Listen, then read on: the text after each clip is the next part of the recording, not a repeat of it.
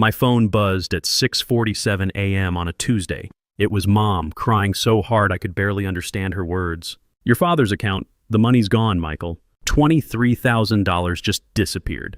I'd been the family's unofficial financial guardian for 15 years. Dad had early-stage dementia, Mom couldn't balance a checkbook to save her life, and my younger brother Derek had always been too busy with his startup dreams to help with the boring stuff like bills and bank statements. Guess I knew why now. I threw on jeans and a flannel shirt, grabbed my coffee, and drove the 45 minutes to their house in Millerville. The whole way there, my mind raced through possibilities. Maybe it was a bank error. Maybe Dad had made some confused purchases online. Maybe Mom had misread something. But deep down, I already knew. The sick feeling in my gut told me everything. Mom met me at the front door, still in her robe, holding a stack of bank statements like they were contaminated. "I don't understand these numbers, Michael. Can you look, please?" I sat at their kitchen table, the same oak table where I'd done homework 30 years ago, and spread out the paperwork. What I saw made my blood run cold. Systematic withdrawals over 8 months. Always just under the daily limit. Always on weekdays when Mom would be at her book club or grocery shopping. Always leaving just enough in the account to avoid overdraft fees. "Where's Derek been lately, Mom?" She wiped her eyes with a tissue. "Oh, you know Derek. He's been so helpful, coming by twice a week to check on us. Takes your father to his doctor appointments when I can't drive. Such a good son." "Such a good son." Right. While I'd been working 60-hour weeks to pay my own mortgage and still sending them $300 a month for groceries, St. Derek had been making himself indispensable. The perfect cover for the perfect crime. I pulled up the bank's website on my phone and logged into their account. The withdrawal pattern was clear as daylight once you knew what to look for. Every Tuesday and Thursday, like clockwork. The same days Derek supposedly came by to help. My phone rang. Derek's name flashed on the screen. "Hey, Mike," Mom called, said something about the bank account. Probably just some confusion, you know how she gets. The casual tone. The dismissive comment about Mom. The immediate deflection. I'd heard this voice before when Derek crashed Dad's truck at 16 and tried to blame black ice. When he borrowed $2,000 from Mom's Christmas fund for a sure-thing investment that vanished overnight. When he promised to pay back every penny and then changed his number. But this time was different. This time he'd crossed a line that couldn't be uncrossed. "Yeah, Derek, I think we need to talk." "Where do you want to meet?" Derek asked, still playing the concerned brother angle. "I can swing by Mom and Dad's place around lunch." "Number." I kept my voice steady, professional. "Let's meet at Murphy's Diner." 1 o'clock. Murphy's was neutral ground, a place where Derek couldn't charm Mom into taking his side or confuse Dad with his elaborate explanations. Just him, me, and the truth. I spent the morning documenting everything. Screenshots of every withdrawal, dates cross-referenced with Mom's calendar, even photos of the bank statements. Derek was smart, but he wasn't that smart. He'd left a trail a blind man could follow. At 12:30, I drove to Murphy's and claimed a corner booth where I could see the parking lot. Derek rolled up at 1:15 in his leased BMW, the car he claimed he was house-sitting for a friend. Another lie in a lifetime of lies. He slid into the booth wearing his usual uniform. Expensive jeans, designer t-shirt, and that $1,000,000 smile that had been getting him out of trouble since kindergarten. "Mike, good to see you, brother. How's Janet? Kids doing okay?" "Cut the shit, Derek." His smile flickered for just a second. "Whoa, okay. Rough morning, I get it. Mom's really stressed about this bank thing, huh?" I opened my folder and placed the first bank statement in front of him. Then the second. Then the third. His face went from confusion to recognition to something that looked almost like relief. "You want to explain these?" I asked, pointing to a withdrawal dated last Tuesday. "This one's for $800. Same day you took Dad to his cardiologist appointment." Derek leaned back in the booth, running his hands through his hair. For a moment, I thought he might actually tell the truth. Then his lawyer brain kicked in. "Mike, listen, I know how this looks, but it looks like theft." "It's not theft when it's family helping family. Dad told me to take what I needed. You know how confused he gets with money. I was protecting him from making bad decisions." The audacity was breathtaking. Dad barely remembered what he had for breakfast, but apparently he was lucid enough to authorize $23,000 in withdrawals. Derek had always been a good liar, but this was insulting. "Show me the power of attorney." "What?" "If Dad authorized these withdrawals, show me the legal documentation. Power of attorney, written consent, something." Derek's jaw tightened. "I don't need to prove anything to you, Mike. I'm doing what's best for the family while you're playing accountant." That's when I knew I had him. And that's when I decided he was going to pay for every penny he'd stolen, plus interest. The waitress approached with coffee, but I waved her away. This conversation was just getting started. You know what, Derek? You're right. Maybe I am just playing accountant. I gathered up the bank statements and slid them back into my folder. But accountants notice patterns, like how these withdrawals always happen when mom's at her Tuesday book club and Thursday grocery runs. Derek's face went pale, but he kept up the act. Mike, you're being paranoid. I help them because I care, not because... Or how about this pattern? I pulled out my phone and showed him a photo I'd taken that morning. Dad's medication schedule. Every Tuesday and Thursday, you're supposed to give him his pills. But look at this pill organizer. Tuesday's compartment was still full yesterday. So was Thursday's from last week. His mouth opened, then closed. The golden boy was finally speechless. You weren't taking Dad to doctor appointments, were you? You were waiting until Mom left, coming over to use Dad's ATM card, and leaving him alone with his medications unmanaged. A man with dementia, Derek. Our father. Derek's defensive posture crumbled. His shoulders sagged, and for the first time in 30 years, I saw something that might have been shame cross his face. It's not what you think, Mike. I was desperate. The startup needed bridge funding, just temporary. $23,000 is temporary? I was going to pay it back. The Series A funding was supposed to close last month, but the investors got cold feet. I just needed more time. There it was, the same story he'd been telling since high school. Just a little more time, just a temporary loan. Just trust me, I'm good for it. But this time, he'd stolen from a man who couldn't even remember his own address. What startup, Derek? The one that's been almost ready to launch for 3 years? The one that exists only in your head and your bank account? He started to argue, then stopped. We both knew the truth. There was no startup. There never had been. Derek had been living off borrowed time and other people's money for years. And when his latest girlfriend kicked him out and his credit cards maxed out, he'd targeted the easiest marks he could find, our elderly parents. I stood up from the booth and dropped a $5 bill on the table for my untouched coffee. Here's what's going to happen, Derek. You're going to pay back every penny you stole, with interest. Or I'm going to the police, the bank, and Adult Protective Services. Derek grabbed my arm as I turned to leave. Mike, wait, we can work this out. Family doesn't call the cops on family. I looked down at his hand on my arm, then back at his face. You stopped being family the minute you stole from Dad. But I didn't go to the police. Not yet, because I had a better idea. That evening, I sat in my home office with a bottle of beer and my laptop, digging deeper into Derek's web of lies. If he thought $23,000 was the end of it, he was dead wrong. I learned long ago that when Derek stole, he stole big. I started with social media. Derek's Instagram was a masterpiece of fictional success. Photos of him at expensive restaurants, designer clothes, weekend trips to ski resorts, all funded by our parents' retirement savings, apparently. But it was his LinkedIn profile that made my blood boil. Chief Executive Officer at Pinnacle Innovation Solutions, it read. Leading cutting-edge fintech disruption with Series A, funding secured. Series A funding secured. The same funding he'd just told me fell through. I clicked on his company's website. Professional design, stock photos, buzzword-heavy descriptions of services they definitely didn't provide. The whole thing was an elaborate fantasy, probably built to impress investors and girlfriends. Then I found something interesting. Derek's business bank account was linked to his PayPal for client payments. Public transaction history showed regular deposits from something called Millerville Senior Services, LLC. I'd never heard of that company, but I recognized the amounts. They matched withdrawals from Dad's account almost perfectly. Derek hadn't just been stealing from our parents. He'd been laundering the money through a fake company, probably to avoid tax liability. This wasn't desperate borrowing.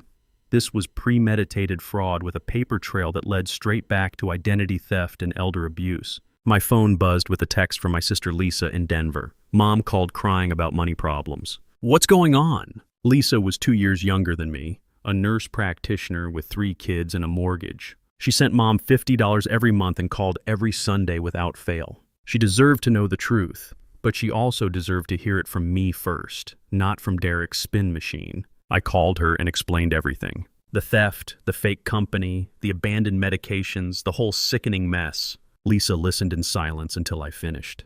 That son of a bitch, she whispered. Mom thinks he's some kind of saint, and he's been robbing them blind. It gets worse. I think he's done this before. The pattern's too clean, too systematic. This isn't his first time. What are you going to do? I took a long pull from my beer and stared at Derek's fake LinkedIn profile. I'm going to destroy him. Legally, financially, and socially. But I need your help. Lisa didn't hesitate. What do you need? Trust me for about 2 weeks. Don't tell Mom and Dad what we know yet. Let Derek think he's gotten away with it while I build a case that'll put him away for years. Michael, are you sure about this? He stole from Dad, Lisa. From a man with dementia. He's not our brother anymore. He's a predator who happens to share our DNA. The next morning, I called in sick to work for the first time in 2 years. I had investigating to do, and Derek's trail was getting colder by the hour. My first stop was the Millerville County Recorder's office. If Derek had registered Millerville Senior Services, LLC, there would be paperwork. Sure enough, the business was filed 6 months ago with Derek listed as the sole owner and operator. The business purpose? Elder care consulting and financial management services. The audacity was breathtaking. He'd literally created a fake company to steal from elderly people, starting with our own parents. From there, I drove to Dad's bank. I'd been handling their finances long enough that the branch manager, Carol Henderson, knew me by name. Carol was in her 50s, a no-nonsense woman who'd been watching Derek's withdrawals with growing suspicion. "Mr. Patterson, I'm glad you're here," she said, closing her office door behind us. "I've been wanting to discuss some irregularities in your parents' account." "What kind of irregularities?" "Well, the withdrawal pattern was unusual. Always just under daily limits, always during business hours, always with the same ATM card. But what concerned me was the timing." Carol pulled up the account history on her computer. "See here, every withdrawal happened within 30 minutes of your father's Social Security deposit hitting the account. Someone was monitoring that account very closely." My stomach turned. Derek hadn't just been stealing randomly. He'd been tracking Dad's income and timing his thefts for maximum impact. This was professional-level financial abuse. "There's something else," Carol continued. "Last month, someone called asking about increasing your father's daily withdrawal limit. Said it was for medical expenses. I refused because your father would have needed to come in personally to make that change." "Someone called? Male voice?" "Yes. Said he was your father's son and had power of attorney. When I asked for documentation, he hung up. I thanked Carol and asked her to flag the account for any unusual activity. Then I drove to the police station, but not to file a report. Not yet.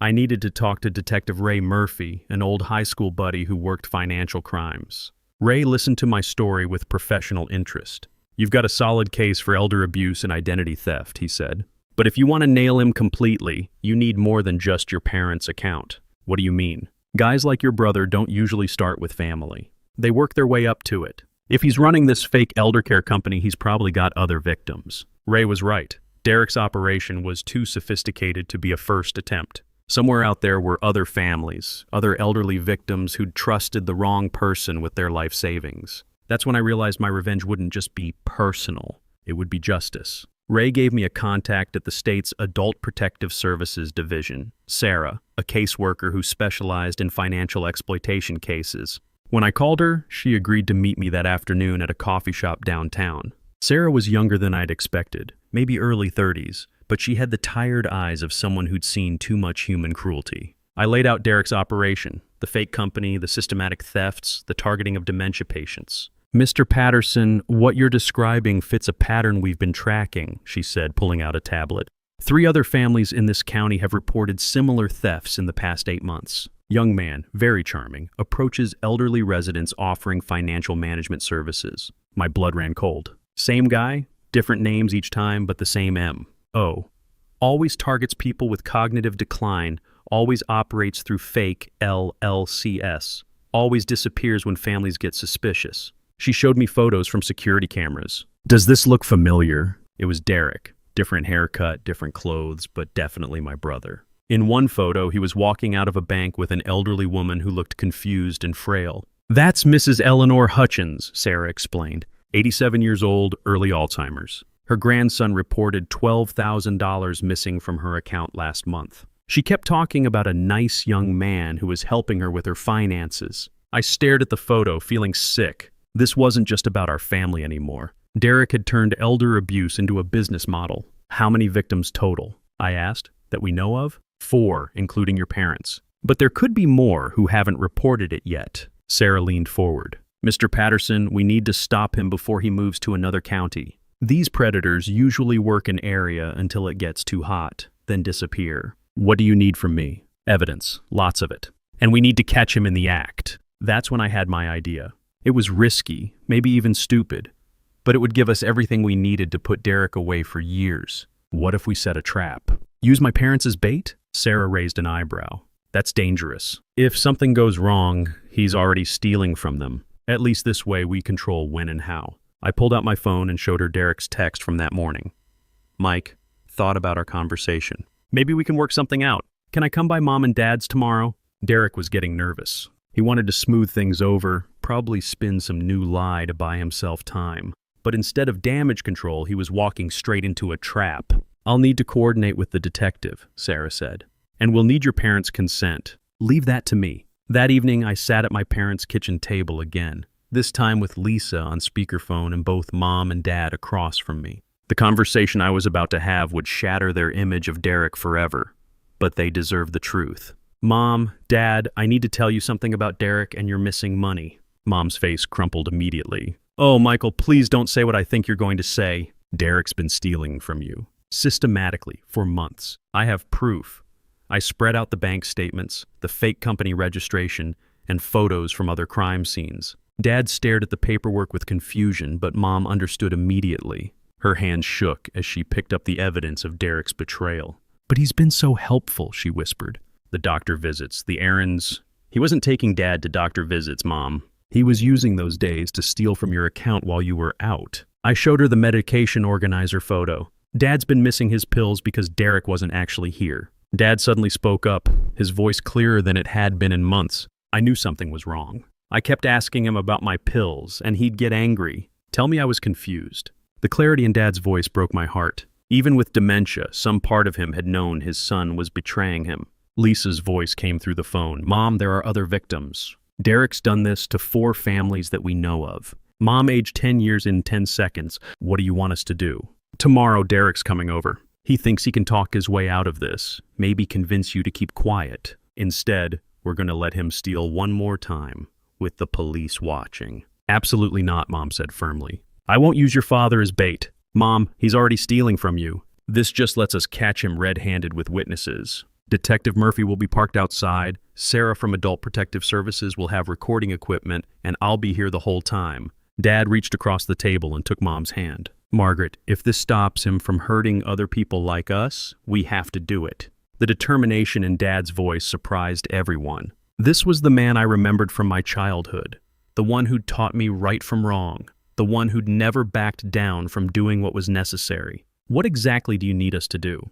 Mom asked. Act normal. Let Derek think he's convinced you that everything's fine. When he asks to help with your banking, say yes. We'll handle the rest. Mom looked at Dad, then back at me. And after tomorrow? After tomorrow, Derek goes to prison where he belongs. Thursday morning arrived gray and drizzly. Detective Murphy parked his unmarked car across the street at 9 a.m., and Sarah arrived at my parents' house 30 minutes later with a briefcase full of recording equipment. The plan was simple. Let Derek hang himself with his own words. I helped Sarah place a tiny wireless microphone under the kitchen table and another one behind the family photos on the mantel. The equipment was so small it was virtually invisible, but powerful enough to pick up conversations throughout the main floor. Remember, Sarah coached my parents, act natural. Don't try to trick him into confessing. Just let him do what he normally does. If he asks for bank information or wants to help with finances, don't refuse, but don't make it easy either. Mom was nervous, fidgeting with her wedding ring. Dad seemed more focused than he'd been in months, like having a mission had sharpened his mind temporarily. My phone buzzed at 11:15. Derek, running a few minutes late. Traffic's brutal. See you soon, I texted back, no problem. Mom's making coffee. At 11:47, Derek's BMW pulled into the driveway. I watched from the living room window as he sat in his car for a full minute, probably rehearsing his lies. When he finally got out, he was carrying a bouquet of flowers and wearing his most charming smile. Mom, Dad! He called out as he walked in without knocking. How are my favorite people? He hugged Mom and shook Dad's hand, then handed over the flowers like he was apologizing for missing dinner, not stealing their life savings. Derek, how thoughtful, Mom said, accepting the flowers with practiced grace. Coffee's fresh. For 20 minutes, Derek played the perfect son. He asked about Dad's health, complimented Mom's garden, and even mentioned his fake startup's progress with the fictional investors. I sat quietly at the kitchen table, watching a master manipulator at work. Then Derek made his move. You know, I've been thinking about what Mike said yesterday about your finances, he began, shooting me a sideways glance. Maybe I was being too casual about helping you guys with the banking stuff. We should probably be more organized about it. Mom looked confused. Organized how? Well, like keeping better records of when I help you withdraw money for expenses. Make sure everything's documented properly so Mike doesn't worry. Derek pulled out his phone. Maybe we should check your balance right now, make sure everything looks right.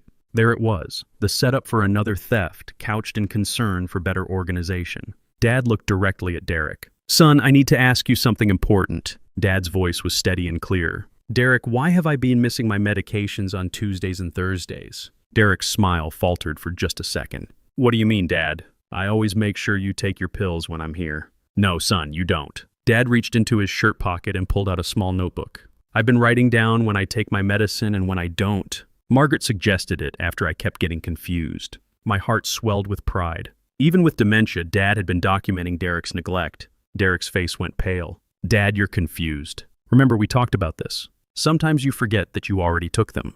I'm not confused about this. Dad opened the notebook and showed pages of careful handwriting. Tuesday, March 15th, Derek visited, pills missed. Thursday, March 17th, Derek visited, pills missed. Tuesday, March 22nd, Derek visited, pills missed. The pattern was devastating. 8 weeks of documented medical neglect, all coinciding with Derek's visits. Mom stared at Derek with growing horror. You weren't giving him his medications.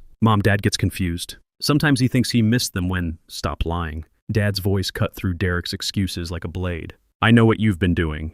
You come here when Margaret's gone, you take money from our account, and you leave me sitting here without my heart medication. Derek stood up abruptly, his chair scraping against the kitchen floor. This is insane. You're both confused, and Mike's filling your heads with paranoid conspiracy theories. Then explain this, I said, sliding a bank statement across the table. $800 withdrawn last Thursday at 2:47 p.m. The same day Dad's pills were missed. The same day you told Mom you were taking him to the cardiologist. Derek glanced at the bank statement, then at the front door, calculating his exit strategy. But it was too late. Through the window, I could see Detective Murphy walking up the front steps. Derek Patterson? Murphy's voice came from the doorway as he showed his badge. I need to speak with you about some financial irregularities. Derek's mask finally slipped completely. The charming smile disappeared, replaced by the cold expression of a cornered predator. I want a lawyer. That's your right, Murphy said, pulling out handcuffs. But first, I need to place you under arrest for elder abuse, identity theft, and financial exploitation. As Murphy read Derek his rights, Derek looked directly at me with pure hatred. You son of a bitch. You destroyed our family. I looked back at him calmly. No, Derek, you did that when you decided to steal from Dad. The handcuffs clicked into place, and just like that, 23 years of sibling relationship ended. After Derek was loaded into the patrol car, the house felt hollow and strange. Mom sat at the kitchen table crying quietly while Dad held her hand with surprising gentleness. Sarah packed up her recording equipment, giving us privacy to process what had just happened. Mrs. Patterson, I know this is difficult, Detective Murphy said, but we'll need formal statements from both of you tomorrow. What happened here today, combined with the evidence Michael gathered, gives us everything we need for prosecution. I walked Murphy to his car. What happens next? Derek's looking at multiple felony charges across 4 different cases: elder abuse, identity theft, fraud, money laundering through that fake company. With his priors and the systematic nature of these crimes, he's probably looking at 5 to 7 years minimum. Priors? Murphy pulled out a tablet and showed me Derek's rap sheet. 2 arrests for check fraud in college, dismissed after restitution. 1 conviction for credit card fraud in 2018, pled down to a misdemeanor. Your brother's been building up to this for years. I felt sick. All those times Derek had claimed he was just unlucky or between opportunities, he'd actually been escalating his criminal behavior. Our parents were just his latest marks. Back inside, Lisa had arrived from Denver. She'd driven 8 hours straight after getting my text about Derek's arrest. She hugged Mom and Dad, then pulled me aside. How are they handling it?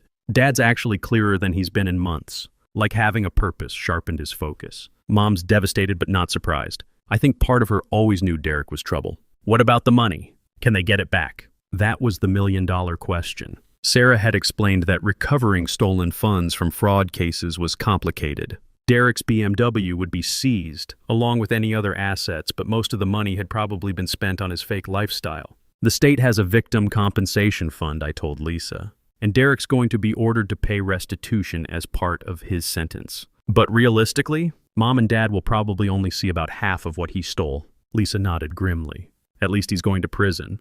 Over the next 3 days, the story exploded across Millerville. Derek's arrest made the front page of the local paper. Local man arrested in multi-family elder abuse scheme. His fake LinkedIn profile was screenshot and shared on social media. The BMW dealership repossessed his car. His apartment complex evicted him when his rent check bounced. But the real satisfaction came when I got a call from Mrs. Eleanor Hutchins' grandson. Mr. Patterson, I wanted to thank you.